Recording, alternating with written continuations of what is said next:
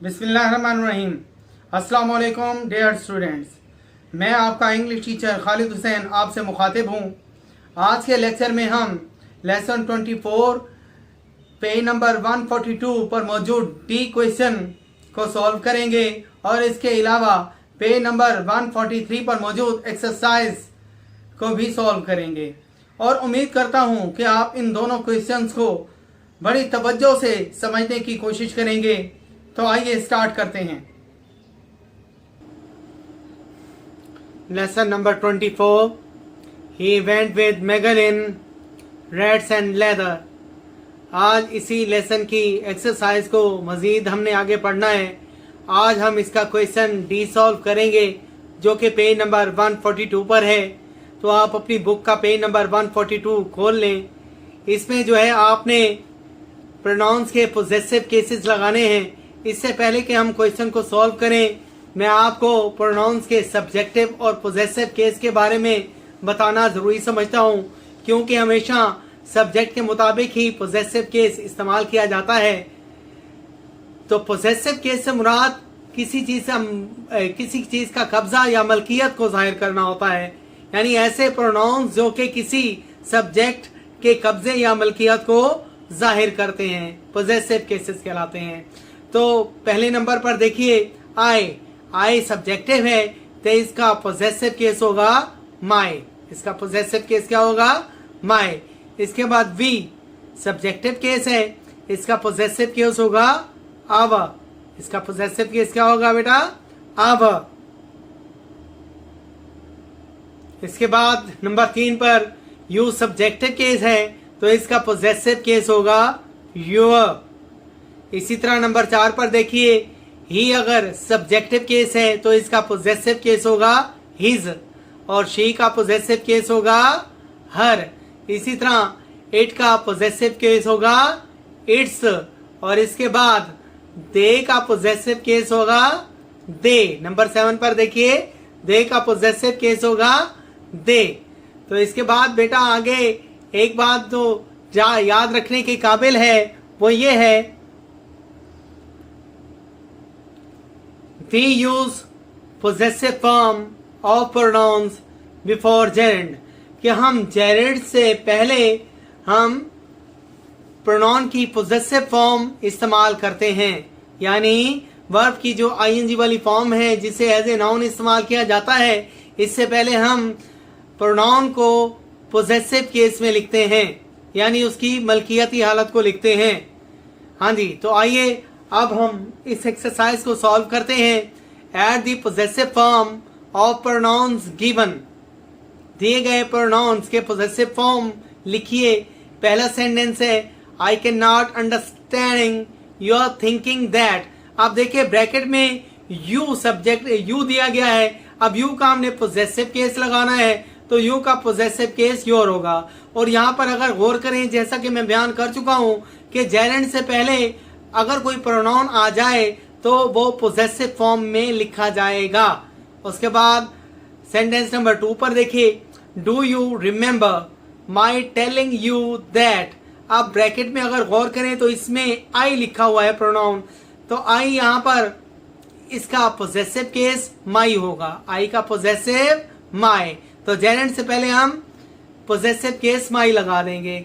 तीसरा सेंटेंस देखिए, I do not like you are going there alone. Bracket में you दिया गया है तो यू का पोजेसिव केस हम योर लगाएंगे। उसी तरह जेरेंड से पहले, यानी जेरेंड से पहले पोजेसिव केस ही प्रोनाउन का इस्तेमाल होगा। उसके बाद नंबर 4 पर देखिए, his father does not mind his having piano lesson. अब ब्रैकेट में देखिए आप ही दिया गया है तो ही का हम पोजेसिव केस लगाएंगे, जैसा कि मैं टेबल में पढ़ा चुका हूं। ही का पोजेसिव केस हिज होगा। इसी तरह नंबर 5 पर देखिए, यानी 5वें सेंटेंस में देखिए, we were surprised at their wanting to do it.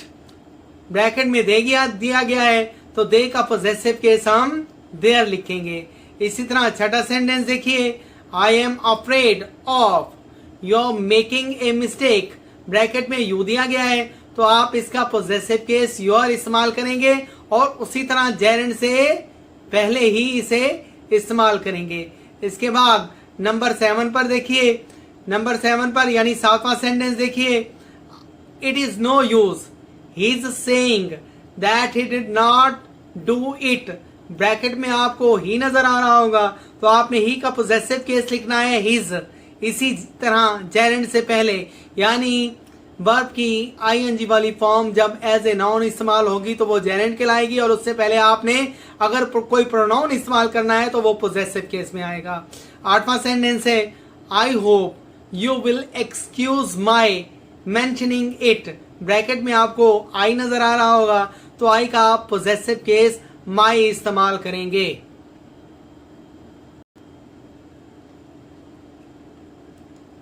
तो इसी लेसन की एक्सरसाइज को मजीद आगे सॉल्व करते हैं। आप अपनी बुक का पेज नंबर 143 खोल लीजिए। इस पर आपको एक एक्सरसाइज नजर आएगी जिसमें देखें उसकी स्टेटमेंट अगर पढ़ी जाए, add a suitable form of come with a preposition और एडवर्ब। कहता है कि कम की मुनासिब तरीन शक्ल इस्तेमाल करें प्रेपोजिशन के साथ या फिर एडवर्ब के साथ। तो आइए इसके पहले सेंटेंस को देखते हैं। Don't stand there listening to him, come away. Come away यानी आगे आ जाना, आगे हो जाना। उसके बाद दूसरा सेंटेंस है, come along said their teacher, it is time we were moving. It is time we were moving. तो इस स्पेस में क्या आएगा, कम अलोंग। कम अलोंग यानी साथ चलो।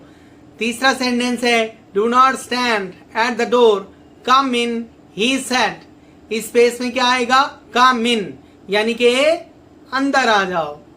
चौथा सेंटेंस है, luckily the car was not going very fast when one of the wheels come of. इस स्पेस में क्या इस्तेमाल करेंगे हम, कम ऑफ यानी अलग हो जाना, अलहदा हो जाना, व्हील का खुल जाना या अलग हो जाना। पांचवा सेंटेंस है, who do you think I came across in the market place yesterday. पांचवी स्पेस में आएगा केम अक्रॉस यानी मुलाकात हो गई, मुलाकात हो जाना। छठी स्टेटमेंट देखिए, as the travellers turn the corner they came upon a strange sight. छठी स्टेटमेंट में आएगा केम अपॉन। छठी स्पेस में क्या आएगा, केम अपॉन। अचानक आ चपटना या अचानक किसी जगह पर आ जाना या अचानक सामना हो जाना। सातवां है, as he came down the steps waiting at the bottom. Waiting at the bottom. सातवीं स्टेटमेंट में केम डाउन आएगा जी। उसके बाद आठवां सेंटेंस देखते हैं।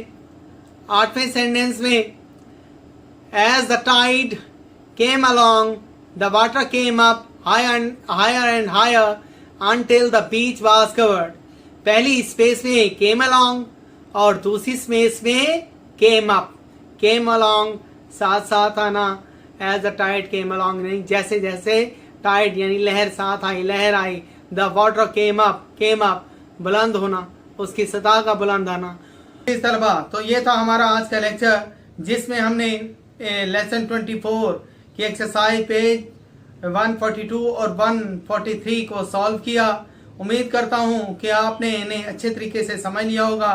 लेकिन इसके बावजूद फिर भी कोई सवाल आपके जहन में हो तो आप मेरे नंबर पर मुझसे रब्ता कर सकते हैं। और इसी तरह हमारे YouTube चैनल को सब्सक्राइब करते रहिए ताकि हमारे मुफीद लेक्चर्स आप तक पहुँचते रहें और आप मुस्तफ़ीद होते रहें। Thank you.